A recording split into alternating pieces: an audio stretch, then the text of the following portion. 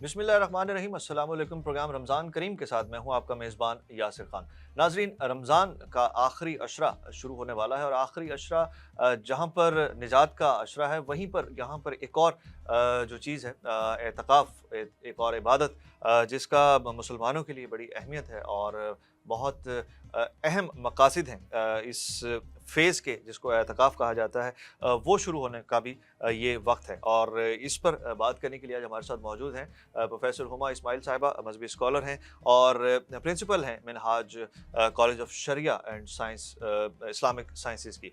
Professor साहबा, बहुत शुक्रिया ज्वाइन करने के लिए। एतकाफ़ का लफ्ज़, इसके मकासिद क्या हैं और अहमियत क्या है, ख़ास तौर पर रमज़ान में आखिरी 10 दिन जो हैं उसके लिए?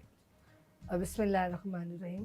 एतकाफ़ का लफ्ज़ी मतलब होता है किसी काम को करने के लिए जुट जाना, यानी आप फिक्स कर देते हैं कि मुझे ये ठीक है। करना है। जी।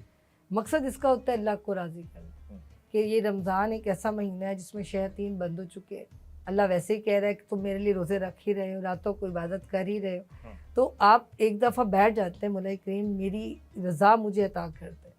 इसीलिए रमज़ान की इब्तिदा से हमने पहले भी इस पे बात जी की हाँ, थी जी हाँ। कि तकवा को गेन करने की कोशिश करनी चाहिए। बिल्कुल। तकवा गेन होता है आप गुनाहों को छोड़ते हैं। हुँ। अब आप देखें कि रमज़ान हमें प्रैक्टिस दे रहा है कि जब हम हलाल को छोड़ रहे हैं तो हराम वैसे छोड़ देंगे। हर वो काम जो जायज़ थे वो भी छोड़ रहे हैं तो बुरे छोड़ता है इंसान। जी हाँ। उससे ये होगा कि तकवा गेन होता चला जाए। हुँ। अब आ जाता है कि स्टैंप मिल जाए अल्लाह तो राज़ी हो, यानी मुझे एडमिशन मिल जाए। जी हाँ। क्योंकि जहाँ एडमिशन ले लिया जाए ना, वहाँ से फिर केयर आना शुरू हो जाती है। ठीक है। तो आप जब इत्तिकाफ़ में बैठते हैं तो उसकी असल मकसद यही होता है कि मौला कि मैं तेरी बारगाह में हूँ, हुँ। अब मुझे वैसा बना जैसे तू चाहता है। ठीक है। उसके लिए फिर थोड़ी-सी मज़ीद पाबंदियाँ हम अपने ऊपर डाल देते हैं हुँ। कि हम कुछ भी ऐसा नहीं करेंगे जो इस दुनिया में, हालाँकि रहना तो है इस दुनिया में, जी हाँ। लेकिन इस दुनिया में मुझे मेरी नेसेसरीज़ में से भी था, फ़िलहाल मैं छोड़ दूँगा। हुँ। यानी जॉब है तो आप उससे हुँ। फ्री होकर आते हैं, ख़वातीन हैं। अच्छा, यहाँ मैं थोड़ी-सी बात बता देती हूँ कि ख़वातीन के इत्तिकाफ़ में थोड़ा हर्डल होता है। ठीक है।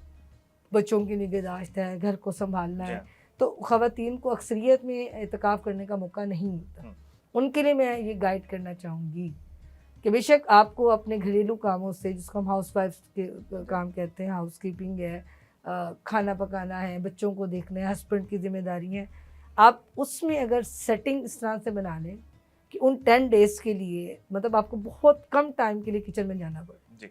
लॉन्ड्री है, आप उसको पहले से इतना क्लीन कर रखे हों, फारिग कर चुके हों कि अब ईद के बाद ही दोबारा ज़रूरत पड़े आपको। ठीक है।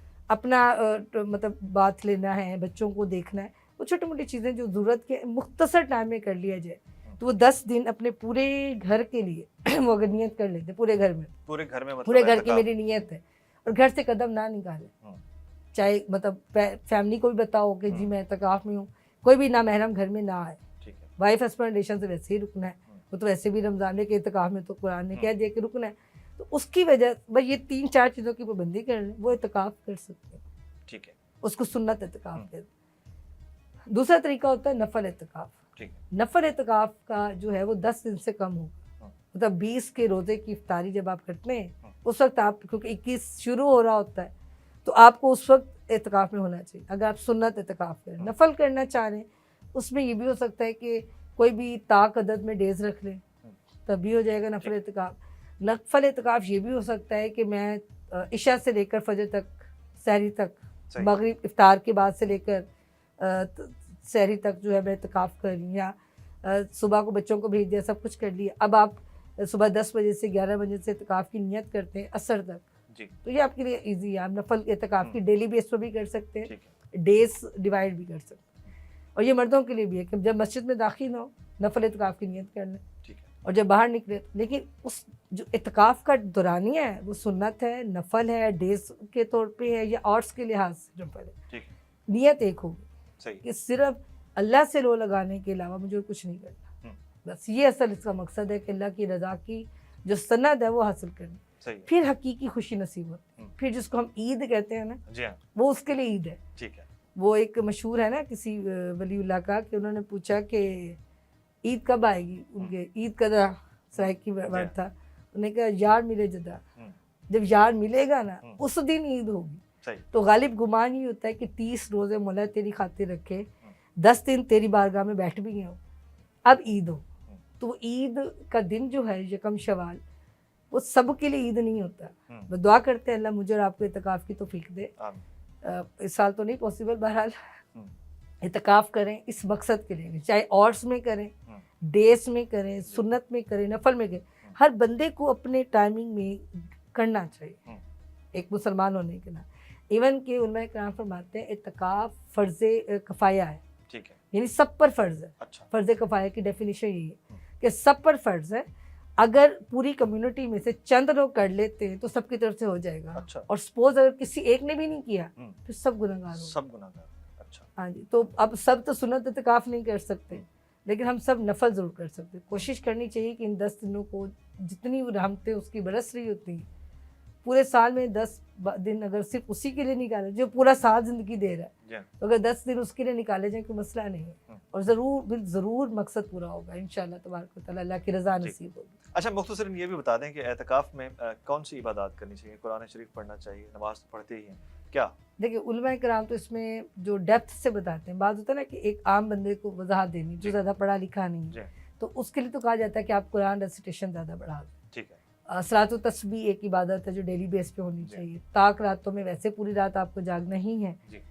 قرآن ریسیٹیشن پہ بھی علماء کرام موٹیویشن دیتے ہیں. ٹھیک ہے. ان ساری چیزوں کو سمرائز کریں تو میں پھر وہی بات کروں گی جہاں دل لگ جائے. حضرت بی بی فاطمہ تو زہرا کی بات ہم نے اس دن کی، اس میں ان کی پرسنالٹی کو تھوڑے سے بتا دوں. وہ ایک دن حضور کے پاس آئیں، آ کر فرمانے لگی کہ ابا جان اللہ سے کہیں رات لمبی کر. وہ رمضان کی رات نہیں تھی لیکن رب سے کہیں رات لمبی کر. بی بی فاطمہ سے حضور نے حضور تو جانتے تھے لیکن صحابہ کو کلیئر کرنا تھا، تو حضور نے فرمایا کیوں فاطمہ نیند نہیں پوری ہوتی؟ تو آپ صلی اللہ علیہ وسلم کو حضرت بی بی فاطمہ مان لے کہ نہیں، فاطمہ کی 2 رکعت پوری نہیں ہوتی. سبحان اللہ. اور دیکھیں نا 2 رکعت نفل پڑھنا، عشاء سے وہ کھڑی ہوتی ہیں فجر کی اذان تک کہہ رہی ہیں 2 نفل نہیں پورے ہوئے. ایکچوئل کیا ہے، جیسے آپ کسی پسندیدہ شخص کے ساتھ ٹائم گزارتے ہیں نا تو آپ کو پتہ ہی نہیں چلتا کتنے اور گزر گئے. جب رب کے ساتھ ایسی محبت ہوتی ہے نا تو پھر وہ پتہ نہیں لگتا وقت کا. تو اعتکاف اصل میں یہی ہے کہ اللہ کے ساتھ جڑنے میں آپ کو اگر نفل پڑھنے میں تھکن ہو رہی ہے لیو کریں، آپ اس چیز کو پکڑیں جس میں آپ کا دل لگتا ہے. جیسے بعض لوگوں کو اولیاء کرام کی باتیں پڑھنا پسند ہے، اور میرے جیسے بندے کو نعتیں سننا بہت پسند. تو اگر میں قرآن پڑھتے ہوئے تھک رہی ہوں تو میں ایسا نہیں کروں کہ میں ادھر سے قرآن پڑھتی رہوں ادھر سے نعتیں لگا دوں، کیونکہ پھر نہ ادھر دل لگے گا نہ ادھر. تو آپ نعتیں سن لیں، آپ تسبیحات پڑھ لیں، آپ قرآن ریسیٹیشن جس میں دل لگے. بہت شکریہ جی. اعتکاف کے حوالے سے ہم نے بات کی، اس کے مقاصد اور اس کی تیاری کیسے ہوگی اس پر بات کی. کل آپ کی خدمت میں ایک نئے پروگرام کے ساتھ حاضر ہوں گے، ایک نئے عنوان کے ساتھ. تب تک کے لیے اجازت دیجیے. اللہ حافظ.